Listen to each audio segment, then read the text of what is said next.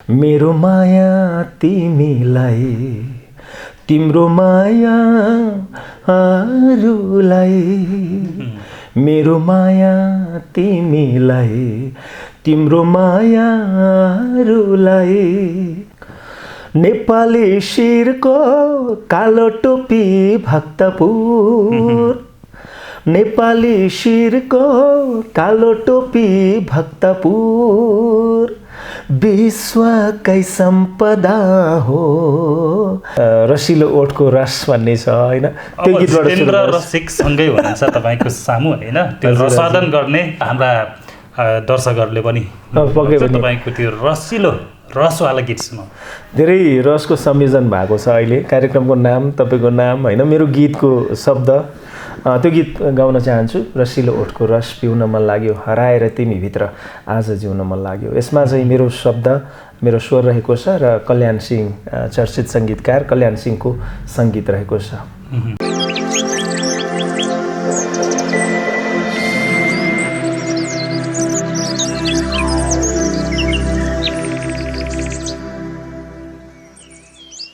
नमस्कार दर्शकवृन्द, नेपाल कुराको प्रस्तुति शब्द रस लिएर म जितेन्द्र रसिक उपस्थित भएको छु। हामी शब्द रसमा साहित्यका कुरा गर्छौँ, गीत सङ्गीतका कुरा गर्छौँ अनि नेपाली कलाकारहरूका जीवन सङ्घर्षका कुराहरू गर्ने गर्छौँ।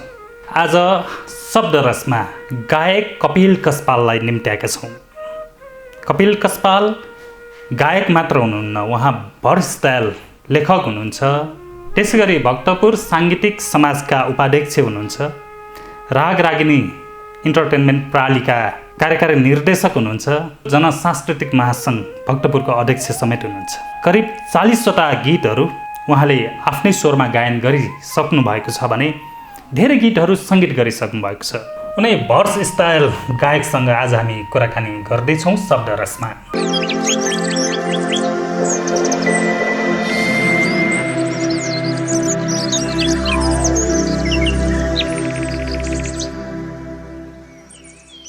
कपिलजी स्वागत छ यहाँलाई। Thank you so much. Nepal कुरा र शब्द रस नाम पनि कति राम्रो छ र तपाईँसँग यसरी अन्तर्वार्ता गर्नु पाउँदाखेरि खुसी लागेको छ। सम्पूर्ण दर्शकहरूलाई म गायक कपिल कस्पालको तर्फबाट हार्दिक नमस्कार। के गर्दै हुन्छ आजकल? अब गायक भनेपछि गीत सङ्गीतकै कुराहरू हुन्छन् होइन। गीत सङ्गीतहरू गर्दैछु, गीत लेख्छु, त्यस्तै आफ्नो सामाजिक काम दैनिकी काममा व्यस्त छु अहिले। अब यो नामै शब्द रस कार्यक्रम, पहिला तपाईँको शब्दको रस घोलौँ न, एउटा गानाबाट सुरु हो। निकै रसको कुरा आयो। फेरि मेरो गीतको बोल पनि रसिलो ओठको रस भन्ने छ होइन, त्यो गीतबाट जितेन्द्र रसिक सँगै हुनुहुन्छ तपाईको सामु हैन, त्यो रसादन गर्ने हाम्रा दर्शकहरूले पनि पक्कै पनि तपाईँको त्यो रसिलो रसवाला गीत सुनौ। धेरै रसको संयोजन भएको छ अहिले। कार्यक्रमको नाम तपाईको नाम हैन, मेरो गीतको शब्द त्यो गीत गाउन चाहन्छु। रसिलो ओठको रस पिउन मन लाग्यो, हराएर तिमी भित्र आज जिउन मन लाग्यो। यसमा चाहिँ मेरो शब्द मेरो स्वर रहेको छ र कल्याण सिंह चर्चित सङ्गीतकार कल्याण सिंहको सङ्गीत रहेको छ।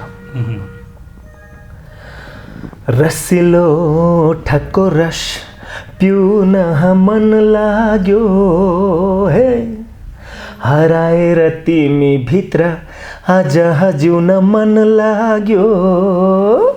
मजलेर आगो बन्ने तिमी बन पानी, म त तिम्रो दिलको राजा तिमी बन रानी। म तिम्रो दिलको राजा तिमी बन रानी। हजुर, कतिजना रानीहरूको दिलभित्र पसिसक्नु भयो कि? त्यो गन्नलाई चाहिँ असीमित होला, किनभने अब गीत सङ्गीत गायक गायिका अथवा रचनाकार विभिन्न हिसाबले रूपमा चाहिँ लाखौँ करोडौँ श्रोता दर्शकको मनमा बसिसकेका हुन्छ। अब व्यक्तिगत रूपमा गर्दाखेरि त एकजनाकै दिलमा बस्ने हो होइन, धेरै धेरै दिललाई ठाउँ दिनु होइन। हामी सर्जकहरू भनेको होइन शब्दको रसबाट होइन मन जितेर उनीहरूको मनमा बस्ने, दर्शकहरूको मनमा होइन श्रोताहरूको मनमा बस्ने त हो नि। हजुर होइन, धेरैवटा गीत गाइसक्नु भएको छ, करिब 4 दर्जन गीत गाइसक्नु भएको छ। हजुर, सङ्गीत पनि उत्तिकै गर्नुभएको छ। पछिल्लो समय के गर्दै हुनुहुन्छ? पछिल्लो समय अस्ति भर्खर एउटा निर्वाचन केन्द्रित गीत म अब हाम्रो यो जनसांस्कृतिक महासङ्घ भक्तपुरको अध्यक्ष भएको हिसाबले अब पार्टीप्रतिको एउटा आस्थाको हिसाबले विचार सिद्धान्तको हिसाबले चाहिँ एउटा साङ्गीतिक हिसाबले पनि योगदान दिनुपर्छ भन्ने लागेर मेरै शब्दमा भनेपछि निर्वाचन लक्षित गीत समय सान्दर्भिक गीत नेकपा एमालेको गीत प्रवर्धन गर्ने गीत सुरेश अधिकारीको सङ्गीत मेरो शब्द स्वर र बानिका प्रधान अहिलेको चर्चित गायिका बानिका प्रधान सहितको आवाजमा निकै नै मिठो गीत हामीले लिएर आयौँ र जुन गीत निर्वाचनको लागि लक्षित हो र त्यो निर्वाचनमा प्रयोग हुन्छ। हजुर हो। ठिकै छ, अब तपाईँको एल्बमको कुराहरू गरौँ न। कतिवटा एल्बम बजारमा आयो?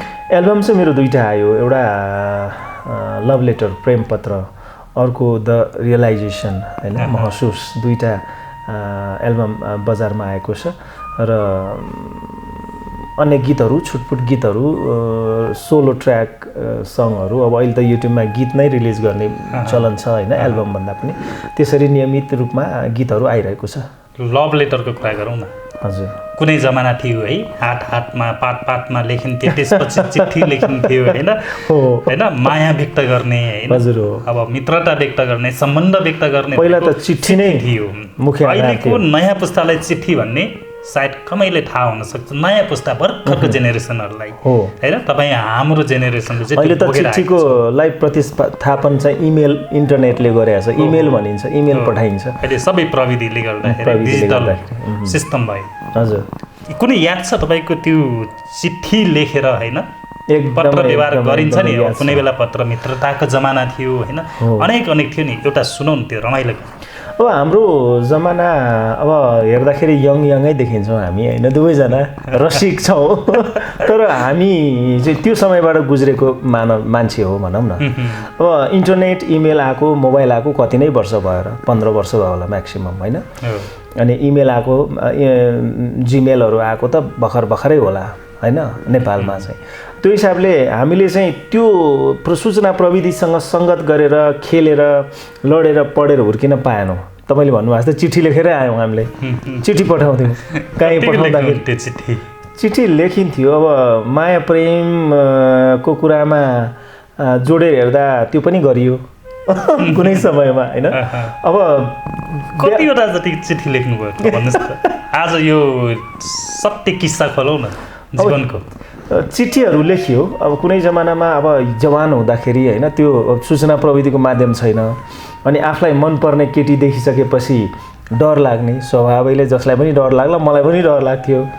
अनि त्यसपछि के गर्ने भनेपछि चिठी लेख्ने। चिठी पनि विभिन्न तरिकाले लेखिन्थ्यो, कसैले कलमले लेख्थे, कसैले रगतैले पनि लेख्थे होइन। त्यो रगतले पनि लेखियो चिठी है कुनै जमानामा। अब त्यसलाई खोल्दाखेरि अहिले सम्झिँदाखेरि अलिकति नौलो कस्तो महसुस हुन्छ, तर त्यसरी पनि लेखियो। त्यसरी पनि एकात्मक एउटा मायाको त्यो आवेग छ नि, त्यो माया पूर्ण भयो त। रगतले चिठी लेखेका होइन ती होइन माया भनौँ, तपाईँले गरेको समर्पण थियो। म अहिलेको मायाले चाहिँ सन्तुष्ट छु परिपूर्णै छु भन्नुपर्छ। अब त्यो बेलाको माया भनेको क्षणिक एउटा आवेग, आकर्षण थियो भनौँ न, उमेरको आकर्षण, त्यो खालको माया हुन्थ्यो। अब आवेग र आकर्षण मात्र, आवेग र आकर्षण हुन्थ्यो। अब त्यो समय परिस्थिति त्यस्तो थियो क्या। अब समाज त्यस्तो थियो। कतिपयले के गर्थ्यो रे भने रगतले चिठी लेखेको भनेर कुखुरा होइन, कुखुराको अरू जीव जनावरको रगतबाट चिठी लेखेर पठाउँथ्यो अरे क्या। त्यस्तो फ्लड पनि गर्थ्यो अरे क्या मन जित्नको लागि। तपाईँले त्यस्तो त गर्नु? त्यस्तो त मैले गरेन। त्यस्तो गर्नलाई त अब जे गर्दा पनि भइहाल्थ्यो होइन, कुखुराकै खसी बोकाएर। ठिकै छ, लभ लेटरको सन्दर्भ आयो, एल्बम लभ लेटर। कस्ता गीतहरू छ त्यसमा? एकदम रोमान्टिक गीतहरू थियो। अब थियो भन्नुपर्छ होइन, अलिकति अगाडि टेलिभिजनमा बस्थे हो, टेलिभिजन रेडियोमा बस्थ्यो, मन पराउनुहुन्थ्यो। अनि 6 वर्ष 7 वर्ष भइसक्यो त्यो गीत एल्बम निकालेको पनि। त्यसमा चाहिँ मिक्स टाइपको गीतहरू, सबै प्रकारका गीतहरू थिए त्यसमा।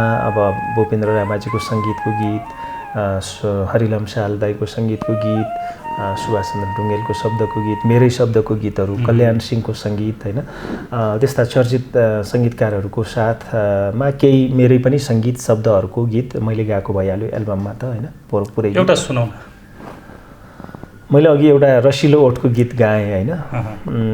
त्यसपछि अब तपाईँले पनि समय सन्दर्भमा सुन्दाखेरि तपाईँले पनि मन पराउनु भएको गीत छ होइन। सुभाष चन्द्र ढुङ्गेलको शब्द छ र हरिलम सालदाईको सङ्गीत छ, मेरो आवाज रहेको। धेरै ठाउँमा त्यो म गीत गाउने गरेको छैन त्यो गीत, लगभग शब्द पनि अब बिर्सिन लागिसक्यो, किनभने यो लकडाउनले कोभिडले गर्दाखेरि म्युजिकल इभेन्टहरू नहुने कारणले त्यो हाम्रो पनि प्र्याक्टिस कमी भएको कारणले। हुन्छ, अब त्यो दुई लाइन आज सम्झाउँ न। अब शब्दलाई बिर्सनु भनेको आफ्नै सन्तानलाई बिर्सनु होइन। हो, मेरो माया तिमीलाई, तिम्रो माया अरूलाई, मेरो माया तिमीलाई, तिम्रो माया अरूलाई। धेरै सुन्दर गीत। ए मैले भनिहालेँ नि, शब्द बिर्सेँ भनेको। अब धेरै लामो ग्याप भएको भएर शब्द पनि बिर्सेँ, तर गीतको बोल यस्तो छ, निकै नै मिठो गीत छ। अब स्याड रोमान्टिक गीत हो। दर्शक श्रोताले त्यो गीतलाई पनि माया गर्नुभएको थियो।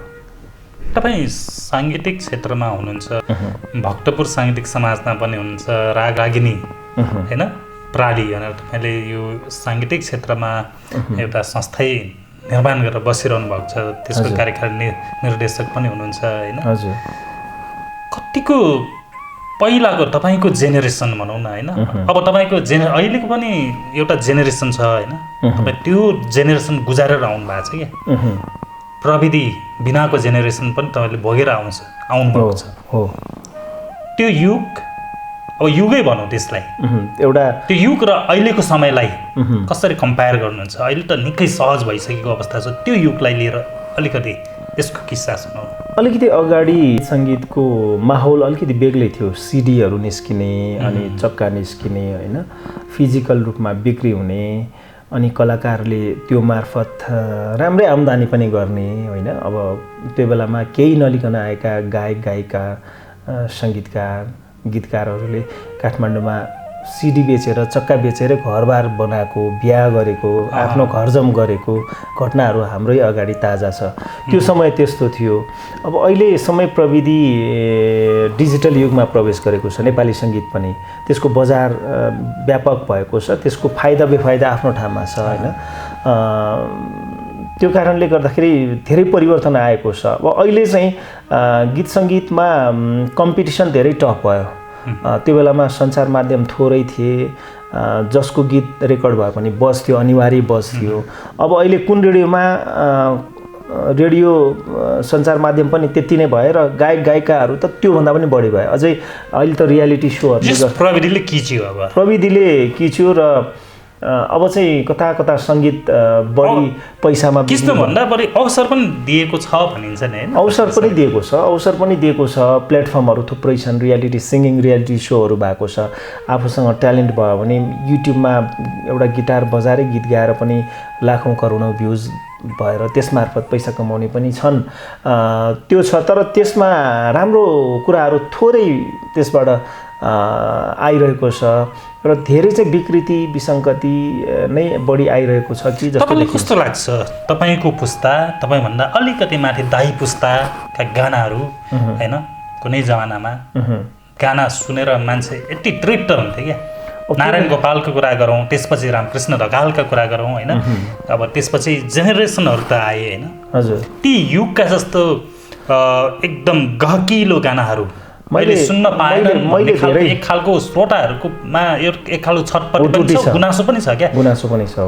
त्यसलाई कसरी लिनु भएको छ तपाईँले? अहिलेको मैले भन्न खोजेको त्यो युग र यो युगको तुलना सही भन्नुभयो तपाईँले। त्यो बेलाका गीतहरू, अब रामकृष्ण ढकालकै कुरा गर्दाखेरि समकालीन रूपमा अहिले पनि त्यत्तिकै गीत गाइराख्नु भएको छ। तर रामकृष्ण ढकाललाई बचाउने गीत भनेको 20 वर्ष 25 वर्ष अगाडिको ओह्राली लागेको हरिणको चाल भयो होइन। मन पराउने हजार भेटिन्छन्, तिनीहरू गीतले बचाइराखेको छ। अहिलेको रामकृष्ण ढकालको गीत मान्छेले कुन चाहिँ हो भनेर खोज्नुपर्ने स्थिति छ। किन त्यस्तो अवस्था किन आएको? किनभने एकदम व्यावसायिक भयो। मान्छेले गीत बनाउने, गीत गाउनलाई, लेख्नलाई, सङ्गीत भर्नलाई भन्दा पनि भिडियो बनाउनलाई चाहिँ गीत बनाउन थाले। मान्छेको दिमागमा के भयो भने भिडियो कस्तो बनाउने, कसलाई खेलाउने, कति बजेटमा बनाउने, भनेर गीत लेख्दाखेरि नै त्यो कन्सेप्टले लेख्न थालियो क्या।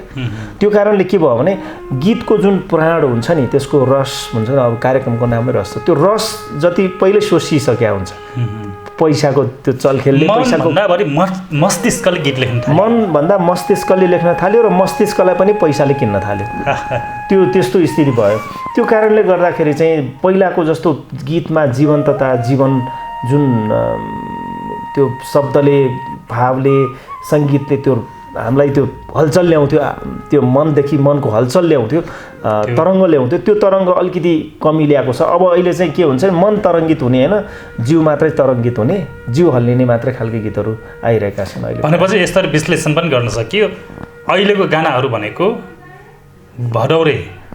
भदौ मासमा पर्ने झरी जस्तै पर्छ, हप्ता दिन 10 दिन ट्रेन्डिङ पर्छ भनिन्छ, चल्छ भनिन्छ, सुन्छन्, 10 दिन पछाडि त्यो गीतको शब्द के हो, कुन चाहिँ गीत हो भन्ने पनि थाहा हुँदैन। अहिले स्थिति त्यस्तो छ, त्यसरी अगाडि बढिरहेको छ। त्यो भन्दैमा नारायण गोपालका गीत सुन्ने पुस्ताहरू त अझै पनि नारायण गोपालका त्यो बेला 20-30 वर्ष 40 वर्ष अगाडि सुनेका गानाहरू अझै पनि कण्ठस्थ गुनगुनाउँछन् नि होइन। तपाईँको रियालिटी सोमा हेर्नुहोस् न, अहिलेका गीतहरू कुन चाहिँ गाउँछन् र सबै त्यो 40-50-30 वर्ष अगाडिका गीत गाउँछन्। नारायण गोपालका, दीपक खरेलका, दीपक जङ्गमका होइन, प्रकाश श्रेष्ठका गीतहरू रियालिटी सोमा गाएर मान्छेहरू आइरहेछन् अगाडि। भनेपछि साना साना बच्चाले पनि ती गीतहरूलाई त्यसरी कण्ठस्थ आफ्नो बनाएको छन्। अब अहिलेको गीतहरू त्यस्तो देखिन्छ है, मानिसहरूको मन मेसिन बनेको छ क्या, यस्तो लाग्छ क्या अहिलेको गानाहरू, गीतहरू, भिडियोहरू हेर्दा मान्छेको मन मेसिन बनेको छ। तपाईँले भन्नुभयो जस्तै उसको मस्तिष्कले सोचेर गीत लेख्छ, मस्तिष्कमै,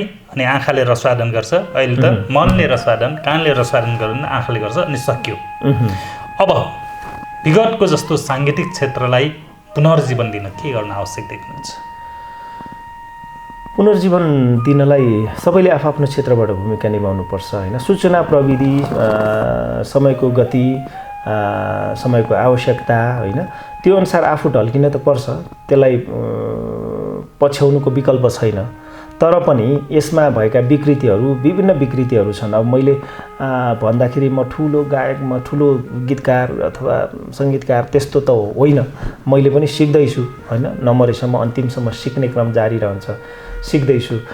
त्यो हिसाबले भन्दाखेरि आएका विकृतिहरू जे छन्, अब त्यो विकृतिलाई चाहिँ ठम्ब्याउनुपर्छ, पोइन्ट आउट गर्नुपर्छ, र त्यो पोइन्ट आउट गरिसकेपछि त्यसको विकल्प के हो, राम्रो पक्ष त्यसमा ल्याउनलाई, राम्रो पक्षलाई हावी गराउनलाई के आवश्यक छ, त्यो सबै सङ्गीतमा लागेका मान्छेहरूलाई थाहा छ। कति चाहेर पनि बोल्नुहुन्न, कति बोलेर पनि गर्न सक्नुहुन्न। सबै चाहिँ छलफल गरेर ती विकृतिहरूलाई हटाउनुपर्छ जस्तो लाग्छ। कतिपय गायकहरू, गायिकाहरू भनौँ होइन, उहाँहरू निकै साधना गर्नुहुन्छ र दर्शक श्रोताको मनमा बस्नुहुन्छ। पछिल्लो समय गायक हुन चाहिँ रहर गर्ने नयाँ पुस्ता भनौँ या बिचको पुस्ता भनौँ, साधना चाहिँ नगर्ने हो। अहिले प्रविधि आयो, गाइसकेपछि प्रविधिबाट ताकनटुकुन मिलाइयो, पहिला जस्तो लाइभ इन्स्ट्रुमेन्टल राखेर होइन आनन्दले गाउनुपर्ने अवस्था छैन, लाइभ रेकर्डिङ गर्ने जमाना हट्यो होइन। त्यसले पनि बिग्रिएको हो कि यो क्षेत्र बिग्रिएको भन्दा पनि अझ भाषिएको भनौँ होइन, एउटा उचाइबाट एउटा सङ्गीतलाई जसरी यो सङ्गीत भनेको आराधना हो, अभ्यास हो। जति अभ्यास गर्यो, जति आराधना गर्यो, जति रियाज गर्यो, त्यो माझिन्छ, त्यो मान्छेको आवाजमा सशक्त त्यो बुलन्द आवाज निस्किन्छ, अनि त्यो गीतहरू सुन्दाखेरि आनन्द पनि लाग्छ। अब म सूचना प्रविधिले गर्दाखेरि मान्छेलाई अल्छी चाहिँ बनाएकै हो, तर ठिकै छ। अब त्यो अल्छीपनालाई तोड्ने गरी एउटा अब तपाईँको शब्द रस कार्यक्रममा एउटा रस जाओस् न, त्यो हामी पनि पिउँ, दर्शकले पनि पिउनेछन्, श्रोताहरूले पनि पिउनेछन्। त्यो बिचमा एउटा मेरो काउली बुढीसँग मेरो शब्द, मेरो सङ्गीत र मेरो आवाजमा आएको गीत मायाको चेक यो क्यास गराउन, त्यो गीत गाउन चाहन्छु है त। मायाको चेक यो क्यास गराउन गराउन गराउन, यो ज्यान र त्यो ज्यानको म्याच गराउन, यो ज्यान र त्यो ज्यानको म्याच गराउन, आऊ रोमान्टिक रोमान्टिक डान्स गराउन गराउन गराउन। मायाको चेक यो क्यास गरौँ न। हजुर, मायाको चेक क्यास गरौँ। मायाको चेक क्यास गरौँ। गानाले त मायालाई पनि चेकमा परिणत गरिदियो, त्यसलाई नगदमा क्यास गरौँ, रूपान्तरण गरिदियो। नगदमा रूपान्तरण भनेको त्यसको अर्थ के हो भनेदेखि मायाको उत्सर्ग, त्यो मायाको अन्तिम त्यो बिन्दुमा पुगेको त्यो मायाको भावलाई क्यास गरौँ, त्यसलाई पूर्ण रूपमा पालना पूर्ण रूपमा माया साथ हो। त्यसलाई बुझ्नु छ आफैले। कतिको त्यो मायाको चेकलाई क्यास बनाउनु भएपछि तपाईँको त्यो एल्बम चाहिँ कतिको उसले चाहिँ क्यास कमाउन सफल भयो? क्यास कमाउने कुरामा चाहिँ ठिक छ, जो सन्तुष्ट छु म। क्यास मैले सिधै भन्दाखेरि मैले धेरै चिज कमाए पनि क्यास कमाउनु चाहिँ मेरो अलिक कमी नै छ है। त्यस्तो छ। अनि अब मायाको चेक साट्न चाहिँ म एकदम पर्फेक्ट, फेरि पर्फेक्ट, एकदम पर्फेक्ट, सन्तुष्ट छु। पर्फेक्ट हुनुहुन्छ तपाईँ? हजुर। कति छन् फ्यानहरू? छन्, अब मन पराउनेहरूले आफ्नो हिसाबले मन पराउँछन् होइन। एउटा व्यक्तिको परिचय विभिन्न आयामले हुनसक्छ। अब मेरो पनि आफ्नो व्यक्तित्वको परिचय त्यही हिसाबले गर्दाखेरि आफ्नो क्षेत्रबाट सबै हिसाबले मन पराउने, प्रोत्साहन दिने होइन, हौसला दिने साथीहरू हुनुहुन्छ, श्रोता दर्शक हुनुहुन्छ, विभिन्न ठाउँबाट फोनहरू आउँछ। हुन्छ, तपाईँ त बहुमुखी प्रतिभाका धनी होइन? हजुर। तपाईँ अब सबै क्षेत्रमा हुनुहुन्छ। एउटा सन्दर्भ जोड्न चाहे, भन्नुहोस् न। तपाईँ मेडिकल लाइनमा पनि हुनुहुन्छ होइन, सङ्गीतको क्षेत्रमा पनि हुनुहुन्छ। कसरी यो दुईटालाई तुलना गर्नुपर्दा कस्तो लाग्छ? एउटा मेडिकल लाइन एकदम क्षेत्र भयो थियो, यता मनै मनको कुरा, उता मस्तिष्कको कुरा भरि चल्छ, मस्तिष्क चल्छ, यता मन चल्छ क्या। कसले जित्दो रहेछ? अब यो 21औं शताब्दी भनेको कोही व्यक्ति एउटामा पूर्ण भएर पुग्दैन कि, सबै चिज जान्नुपर्ने हुन्छ। एउटा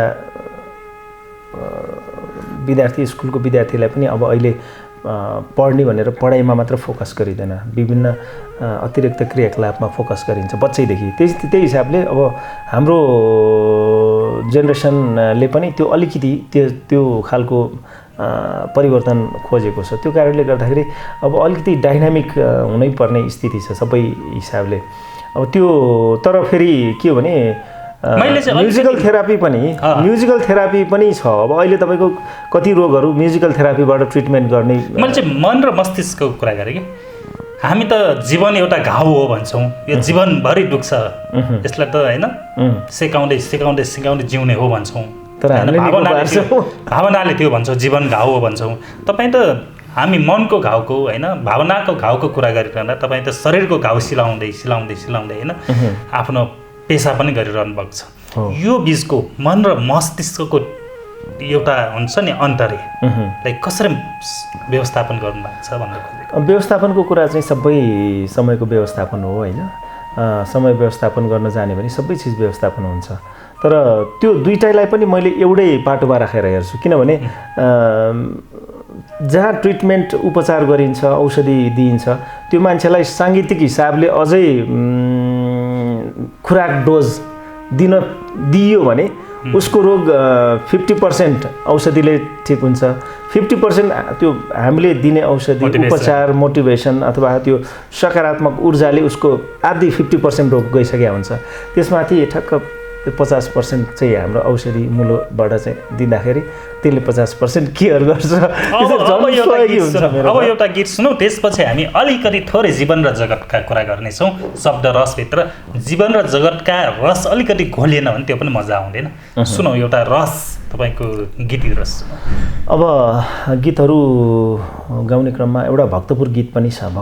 भक्तपुर गीत पनि हाम्रो रेकर्ड भएको छ। त्योसँग त तपाईँ स्वयं चट्याङ मास्टर उहाँको शब्द रहेको छ र बिबी अनुरागीको सङ्गीत र तपाईँ र हामी मिलेरै त्यसलाई निर्माण गरेका त्यो बेला सङ्घर्ष गरेर पनि त्यो भिडियोमा त्यो भिडियो निर्माण गर्नुमा पर्यटन प्रवर्धनको गीत भनौँ, पर्यटन प्रवर्धन गर्ने गीत भक्तपुरको र त्यो विशेष गीत रहेको छ र त्यो गीत सम्पूर्ण नेपाली दाजुभाइ जसले सुन्नुभएको छ हेर्नुभएको छ उहाँहरूले मन पराउनु भएको छ। यो गीतमा चाहिँ विशेष कारणले पनि यो पनि छ कि त्यो गीतमा भक्तपुरमा रहेका विशिष्ट व्यक्तित्वहरू जसले राष्ट्रिय योगदान दिनुभएको छ उहाँहरू सबैलाई त्यो एउटा गीतमा समेटेका पनि छौँ र त्यो गीत निर्माण गर्नुमा तपाईँको पनि ठुलो भूमिका रहेको छ।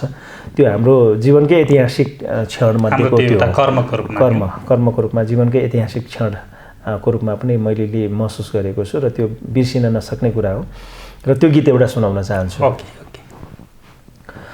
नेपाली शिरको कालो टोपी भक्तपुर, नेपाली शिरको कालो टोपी भक्तपुर, विश्वकै सम्पदा हो, विश्वकै सम्पदा हो, चाँगु भक्तपुर, चाँगु भक्तपुर, नेपाली शिरको कालो टोपी भक्तपुर। धेरै सुन्दर गीत थियो है, धीमे बजेको छ त्यसमा, धेरै म्युजिकहरू। त्यो म्युजिकमा यसरी सुन्दा होइन, म्युजिकमा सुन्दाखेरि मान्छेले नाचौँ नाचौँ एकदम। हामीले त्यो गीतलाई अब रेकर्ड भइसक्या गीतलाई हामीले मेहनत गरेर चाहिँ फेरि पछि नेवारी बाजा गाजा प्रयोग गर्नुपर्छ भनेर इन्दिरालासी मस्यु बहिनीलाई लगेर भक्तपुरको लोकल बाजाहरू नेवारी बाजाहरू खिङ धिमे लगेर स्टुडियोमा लगेर धेरै मेहनत गरेर रेकर्ड गरेका थियौँ। त्यसरी निर्माण गरेका थियौँ। त्यसको प्रतिफल हो सबैले माया पनि गर्नुभएको छ नि गीतलाई। गायन क्षेत्रमा सङ्गीत क्षेत्रमा लागिरहनु भएको छ। तपाईँले भजन पनि छ गरिरहेको तपाईँकै मुखबाट मैले केही समय अगाडि सुनेको थिएँ होइन। हजुर। यो गीत र भजनमा चाहिँ भजन गर्ने बेला चाहिँ कतिको फरक, त्यो जस्तै शब्द पनि फरक हुन्छ। तपाईँ मायाप्रीतिका गीत गाउनुहुन्छ होइन, राष्ट्रियताका गीत गाउनुहुन्छ। भजन भन्नसाथ एक खालको आध्यात्मिक होइन भावना जाग्छ। त्यसलाई चाहिँ कसरी समायोजन गर्नुभएको छ यता गायन र उताको भजनलाई? गीत गाउने रेकर्ड गर्ने रियाज गर्ने त लगभग उयो हो होइन, तर भजन गाउँदाखेरि त्यो आत्मिक भावना आत्मीयता मन मस्तिष्क र ईश्वरसँग त्यो नाता जोडिएको महसुस हुन्छ र आफूलाई चाहिँ कतै मन्दिरतिर कतै ठुलो धामतिर बसेर पूर्ण चाहिँ भगवानलाई आफ्नो तन मन धन समर्पण गरेको महसुस गरेर गाउँदाखेरि त्यो छुट्टै आनन्द आउँछ। त्यो भजन गाउँदाखेरि फेरि छुट्टै आनन्द हुन्छ। भनेपछि तपाईँ आध्यात्मिक पनि हुनुहुन्छ? आध्यात्मिक भनेर आस्तिक र नास्तिकको कुरा गर्दाखेरि आस्तिक भनेर एकदमै मन्दिरै जानुपर्छ, ढोक्नै पर्छ, बिहान राति उठेर चाहिँ चारधाम धाउनुपर्छ भन्ने चाहिँ म मान्दिनँ। तर भगवानप्रति एउटा ईश्वरीय शक्तिप्रति आस्था चाहिँ छ। म भगवानलाई ढोक्छु पनि, पूजा पनि गर्न जान्छु आवश्यक पर्दाखेरि। तर त्यो भनेर यो सबै कुरा कल्चर भनेको एउटा अदृश्य जीवित इतिहास हुन् होइन। भगवान पनि भगवान, आध्यात्मिक अध्यात्म जे भने पनि यो एउटा अदृश्य रूपमा हाम्रा पुर्खाहरूले मानव सभ्यताका बेला निर्माण गरिरहेका अदृश्य रूपमा खोजमूलक बनाउनका लागि निर्माण गरिरहेका इतिहासहरू हुन्, संस्कृतिहरू हुन्। त्यो एउटा सबै मानिसहरूको आफ्नो आस्थाको रूपमा, त्यो धरोहरको रूपमा स्थापित छ। हजुर होइन, ती रूपमा तपाईँले लिनुहुन्छ यसलाई? त्यो रूपमा लिन्छु। फेरि यो धर्म भनेको हाम्रो एउटा संस्कार हो होइन, संस्कृति हो, परम्परा हो, हाम्रो रगत हो, हाम्रो सभ्यता हो। हामीसँग त्यो रगतमै जोडिएर रङमा चाहिँ त्यो जोडिएर संस्कारमा घुलमिल भएर हामीले त्यो मानेर आएको पुस्तौँदेखि, हामीभन्दा 10औँ पुस्तादेखि। मैले धेरैसँग अन्तर्क्रिया गर्ने बेला चाहे 90 कटेका सर्जकहरू होस्, चाहे 100 वर्ष कटेका सर्जकहरू होस्, उहाँहरूसँग मैले मिडिया क्षेत्रमै रहँदा धेरैसँग अन्तरङ्ग गरेँ। हजुर। एउटा प्रश्न म सबैजनालाई सोध्ने गर्छु। हजुर। जीवन के हो? जीवन भोगाई सङ्घर्ष हो, त्योभन्दा केही पनि होइन। कसरी भोगिरहनु भएको छ, कसरी सङ्घर्ष गरिरहनु भएको छ, तपाईँले यो जीवनलाई कसरी सार्थक बनाइरहनु भएको छ? यो मेरो जीवन वर्तमान कालखण्ड हो। मेरो जीवन सकिएपछि मेरो ठाउँमा सायद आत्मा परिवर्तन भएर होइन भौतिक शरीर अर्को लिएर आएर कोही व्यक्ति आउँछ होला होइन। तर मेरो यो कालखण्ड मेरो अस्तित्व म आफै हो, म छैन त संसार छैन होइन। त्यो कारणले गर्दाखेरि सकारात्मक चिन्तन गर्नु, सकारात्मक सोच्नु, अरूलाई सहयोग गर्नु, अरूको लागि काम आउनु र आफूलाई कम्तीमा आफूलाई चिनेर जीवन भोग्नु नै जीवन हो जस्तो लाग्छ मलाई। भनेपछि म छैन त संसार छैन, त्यसलाई नकारात्मक रूपमा लिनुभन्दा पनि सबै चिज म आफै हो होइन। तपाईँभित्रै सबै संसार छ। तपाईँ यो भौगोलिक रूपमा हुने संसार त रहिरहन्छ, आफूभित्र हुने होइन, भावनात्मक होइन, आफूले भोगेका अनि संस्मरात्मक होइन हरेक जीवनका अंशहरूसँग जोडिने संसार चाहिँ रहँदैन हो। सही हो। र आफूमै निहित हुन्छ। तपाईँ यो अवचेतन मनले कति सोच्छ, कति एक सेकेन्डमा कति माइल पार गरेर कहाँको सोच्छ। यहाँ बसेर हामी अमेरिकाको होइन लस एन्जलसको त्यो घटनाहरू त्यहाँको परिदृश्य दिमागमा आउँछ, अथवा यहाँबाट एकैचोटि हुम्लाको कुराहरू दिमागमा आउला। कम्प्युटर भन्दा पनि सयौँ लाखौँ गुणा छिटो चल्ने भनेको मस्तिष्क हो। अनि के हो भने खुसी आफूभित्रै हुन्छ कि कहिलेकाहीँ दुःख पीडा वरिपरिका घटना परिदृश्यले त्यो आफूलाई दुःखी तुल्याउला अथवा उत्तेजित बनाउला, खुसी तुल्याउला, त्यो सबै चिज होला। किनभने जीवन सुख दुःख भनिन्छ नि सर्जकहरू धेरै दुःखी हुँदैन, उनीहरू जस्तो सुकै समस्या पनि होइन समाधान गर्ने क्षमता राख्दछन् भन्छ नि। त्यो हो साँचो है, साँचो। किनभने सर्जकहरूले त्यो उत्सर्ग एकदम सम्पन्नताको पनि भोगाई साहित्य सङ्गीत गीत मार्फत भोगिसकेका हुन्छ र त्यो अभाव चरम दुःख कष्टलाई पनि साहित्य सङ्गीत गीत मार्फत पोखिसकेका हुन्छ। त्यो क्यारेक्टर आफूले फिल गरिसकेका हुन्छ, त्यो क्यारेक्टरलाई निभाइसकेका हुन्छ। त्यसैले उसले आफ्नो मनको व्यवस्थापन गर्न सक्छ र गर्छन् जस्तो लाग्छ मलाई। फेरि एउटा गीत सुनौ न। गीतहरू सुन्ने क्रममा नयाँ गीत रेकर्ड भएको छ एउटा होइन। जसरी भक्तपुरको प्रवर्धन भयो त्यसरी नै काठमाडौँको प्रवर्धन गर्ने गीत एउटा बनेको छ। त्यो गीत रेकर्ड भइसकेको छ। त्यो पनि त्यस्तै हिसाबले भिडियोसहित लिएर आउने तयारी भइरहेको छ। त्यो गीत 2 लाइन हुन्छ। ओके। नेपाली मनको राजधानी, नेपाली मनको राजधानी, सहर काठमाडौँ, सहर काठमाडौँ, यो हो अलकापुरी, यो हो कान्तिपुरी, यो हो अलकापुरी कान्तिपुरी हो महानगर काठमाडौँ। नेपाली मनको राजधानी, नेपाली मनको राजधानी, सहर काठमाडौँ, सहर काठमाडौँ।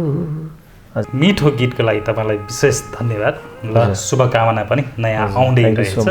अब यसले पक्कै पनि हामीले बाँचेको जीवन, हामीले गरिरहेको कार्यले अर्को पुस्तालाई केही न केही टेवा पुग्नुपर्छ।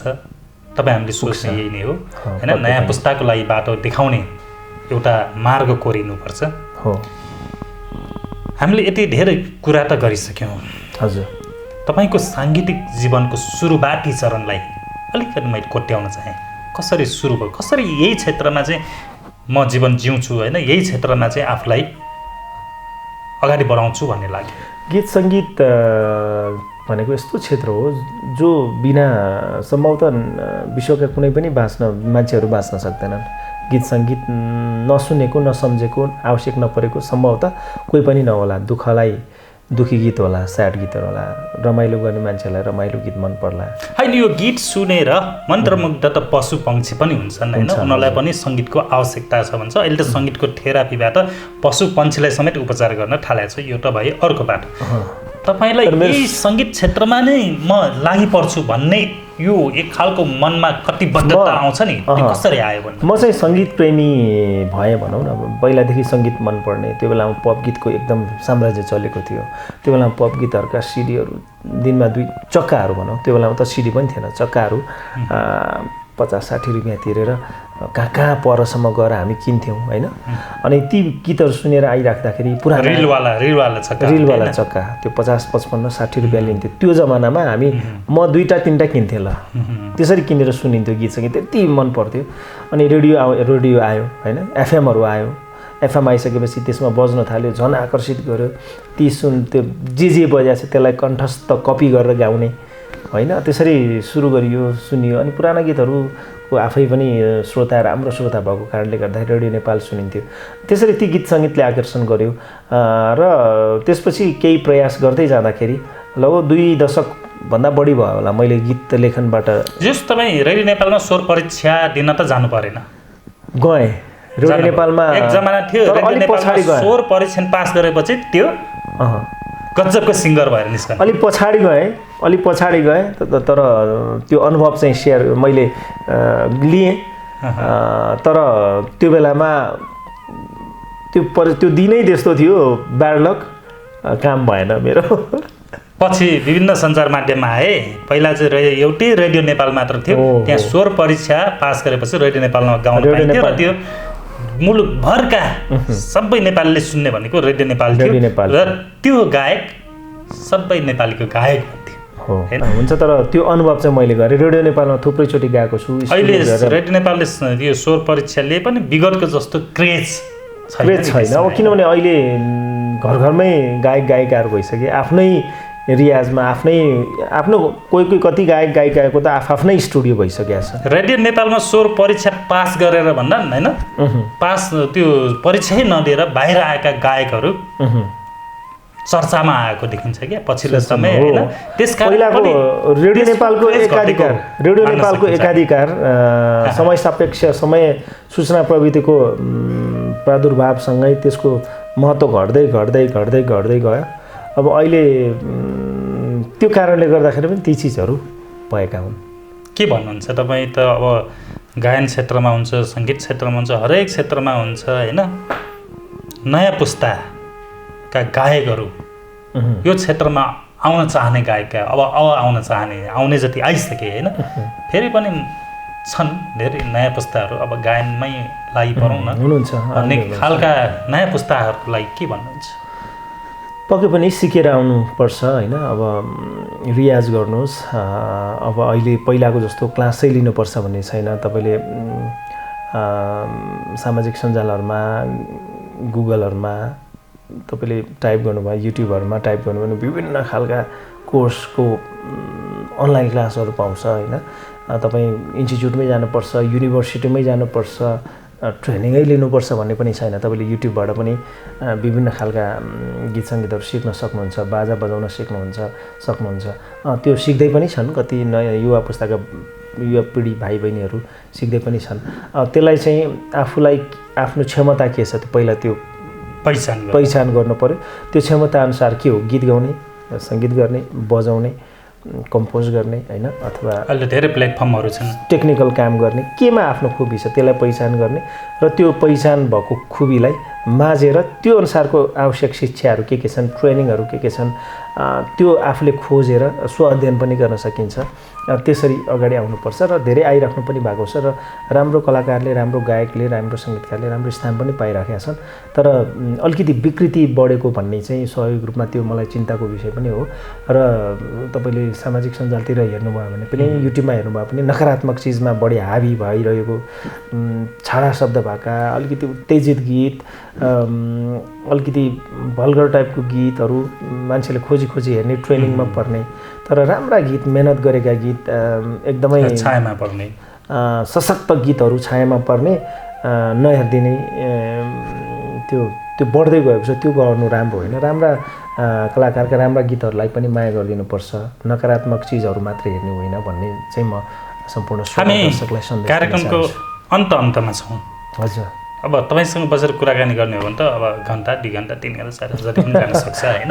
अब हामीले धेरै विषयहरू जोड्न आज सक्छौँ। यसमा समेट्न सक्दैनौँ हामीसँग थोरै समय भएकोले। अब अन्तिममा भनिदिनुहोस् कपिल कस्पालको गीतहरू दर्शक श्रोताले कसरी हेर्ने, कुन माध्यमबाट कसरी हेर्ने? अहिले त युट्युब नै होला, त्यो छ भने तपाईँले बताइदिनु भयो भने सजिलो हुने थियो दर्शकहरूलाई। तपाईँले गुगल क्रोममा गएर कपिल कस्पाल सङ्ग्स भनेर टाइप गरे पनि सम्भवतः त्यहाँ आउँछ, युट्युबमा पनि आउँछ। मेरो प्रोफाइलहरू, मेरो गीत सङ्गीतको यात्राको सङ्घर्षहरू सबै अब अहिले त लुकाउनै सकिँदैन, सबै चिज प्रष्ट हुन्छ होइन। मेरो परिचय त्यहाँबाट पाउन सक्नुहुनेछ। र मेरो आफ्नै युट्युब च्यानल छ कपिल कस्पाल अफिसियल, त्यसमा सब्सक्राइब गरिदिनु होला, त्यसमा गएर भिडियोहरू हेरिदिनु होला। र कपिल कस्पाल भनेको व्यक्ति धेरै सङ्घर्ष गरेर धेरै चाहिँ लडेर पढेर आएको गायक हो। कपिल कस्पालका गीत सङ्गीतलाई माया गरिदिनुहोस्, प्रोत्साहन गरिदिनुहोस्, सेयर गरिदिनुहोस् होइन। म त्यही भन्न चाहन्छु। र समग्रमा नेपाली सङ्गीतलाई नै माया गर्नुपर्छ। र नेपाली सङ्गीत जहाँ पनि हुनुहुन्छ, नेपाली श्रोता दर्शक विश्वभरि लाखौँ करोडौँको हिसाबमा विश्वभरि अहिले त युरोपका ठाउँमा नेपालीहरू दाजुभाइहरू हुनुहुन्छ। सबैले नेपाली गीत सङ्गीतलाई प्रवर्धन गरिदिनुहोस्, बजाइदिनुहोस्, मेरो गीत पनि बजाइदिनुहोस्, नेपाली गीत बजाइदिनुहोस्, सुन्नुहोस्, सुनाउनुहोस्। र समग्रमा नेपाली सङ्गीतलाई अन्तर्राष्ट्रिय प्रवर्धन गर्ने भनेको दूत भनेकै त्यही विश्वभरिका रहेका नेपाली श्रोता दर्शकहरू नै हुनुहुन्छ। तर तसर्थ सम्पूर्ण मेरा प्यारा दर्शक श्रोतालाई नेपाली सङ्गीतलाई माया गरिदिनुहोस्, मेरो गीत सङ्गीत आवाजलाई माया गरिदिनुहोस् भन्न चाहन्छु। हस्त स्टुडियोसम्म आएर तपाईँको महत्त्वपूर्ण समय दिनुभयो, धेरै धेरै धन्यवाद। धन्यवाद जितेन्द्र सर। तपाईँको बहुआयामिक व्यक्तित्वको म पनि एकदम वाकिफ मान्छे हो। र तपाईँको साहित्यिक साङ्गीतिक यो पत्रकारिता क्षेत्रको जुन तपाईँको लगाव, तपाईँको योगदान छ, त्यो निरन्तर अगाडि बढिरहोस्। र नेपाली साहित्य क्षेत्र र पत्रकारिता क्षेत्रले तपाईँको मार्फत अझै धेरै चिज पाउनेछ र तपाईँको योगदान अझै अविस्मरणीय रहनेछ। एकदम तपाईँ हामीले दिने भनेको नयाँ पुस्तालाई केही न केही दिएर एउटा जीवनलाई सार्थक बनाउनु नै हो। समय दिनुभयो, धेरै धेरै धन्यवाद। हस्, नमस्कार। तपाईँलाई शब्दरस कस्तो लाग्यो? प्रतिक्रिया जनाउनुहोला। हाम्रो अनलाइन पोर्टल www.nepalkura.com बाट पनि हेर्न सक्नुहुन्छ। तपाईँले युट्युबमा गएर लाइक सब्सक्राइब गर्न पनि नभुलिनुहोला। तपाईँहरूको माया नै हाम्रो लागि प्रेरणाको बाटो हुनेछ। हवस् त, नमस्कार।